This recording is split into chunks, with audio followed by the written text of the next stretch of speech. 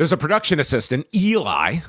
As if we don't have enough Elis in this company. I mean, the only guy who couldn't keep it was old LA. And he brings Adam Pearce to this crate that is labeled "Do Not Open till February 28th." And Pearce's answer is to ship this to SmackDown, and this can be Nick Aldis's problem. Wouldn't they just ship this to Chicago? They're going to ship this all around. Are we going to have the... Like in story, are we going to believe there's a human being in this that is just going to be shipped around the country for the next 2 weeks? Yeah. Okay. You are. You're supposed to believe that. Maybe a corpse.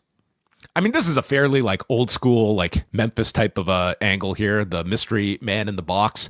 I have no insight onto this, but you know, everyone's suspecting this could be Jericho. This feels like the type of thing that could be like the Jericho deal, but I guess you could throw in Evil or this could be just your total gobbledygooker misdirect. But I think this will be something of, I mean, this is going to be your some mystery to be revealed at the pay-per-view. Well, I'll just say, I think anybody who might be beneath a Jericho would feel like a disappointment, like with the way they're like extending this, you know.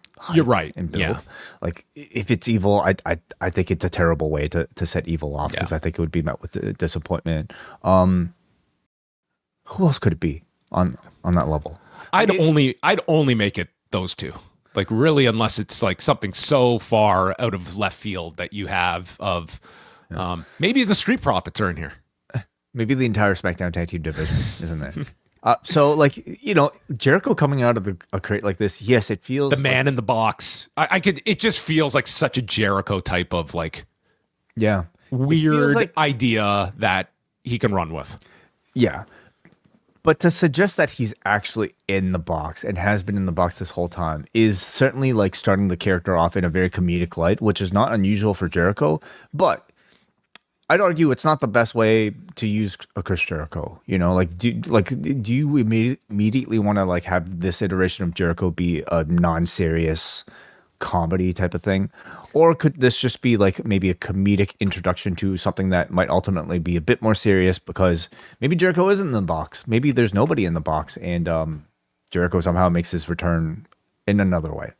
Just to like get into the mindset that I think explains like some of Jericho's thinking, at least. And granted, this isn't going to be all like Jericho's doing or so, but if you remember when he did the program with Dean Ambrose, and they had Mitch the Potted Plant, and total comedy, total goofball stuff, but then he attacked Moxley with the Potted Plant, and that was when like this stupid comedy bit ends, and this is a violent weapon.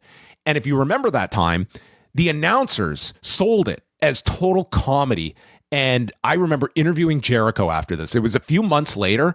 I can't even remember the time I've spoken to somebody in like an interview that they have just gone from like pleasant interview to like actively angry as he recalled this. He was so furious at how the announcers treated this as such a sideshow, when it's like, no, I've just delivered like head trauma to this guy with a porcelain vase, and it's like it was the announcer's job to now the comedy is done, and now this is a violent program. All that is to say is that there's this history of like Jericho can take comedic aspects and then flip the switch, and you can go into something serious right after.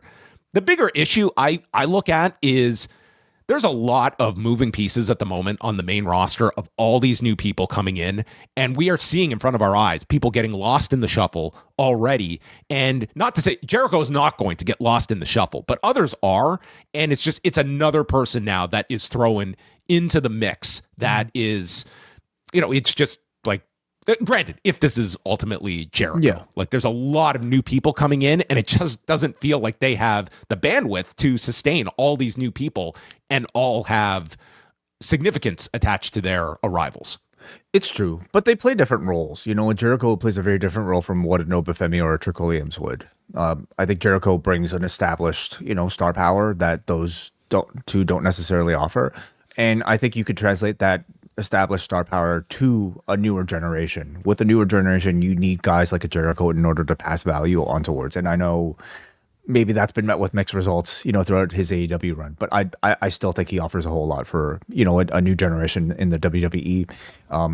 I mean, you can expect him to be likely paired if he does make it onto WrestleMania. You can expect him to be likely paired with somebody that's not necessarily a star yet. Yeah, and I mean it's Chicago. It also like ties into where he first debuted with the company as well. And you're right. Like you're teasing this. Like if it's not Jericho, you better have an incredible option B, because you're right. It's going to be a letdown because you've kind of given a wink and a nod to the audience to now set your expectation at a Jericho, and you've got to exceed that if it's not Jericho. Yeah, we went through this with the WrestleMania teasers, and those aren't even meant to be anything but commercials for WrestleMania, if you remember, right? What commercials for the playing card trailer? Oh, remember? right. February on the Post Wrestling Cafe, we continue our review of Season 2 of WWE Unreal, including a big look at Seth Rollins' fake injury, which culminated in his appearance at SummerSlam. We're going to be looking back at Shinya Hashimoto with a special career retrospective on Rewind Away, plus a review of Extreme Rules 2011, as John Cena announces to the WWE audience that Osama bin Laden has been compromised to a permanent end. We'll also take a look at New Beginning in Osaka, TNA No Surrender, and new members can take advantage of a 7-day free trial. Go to postwrestlingcafe.com and jump on board in February.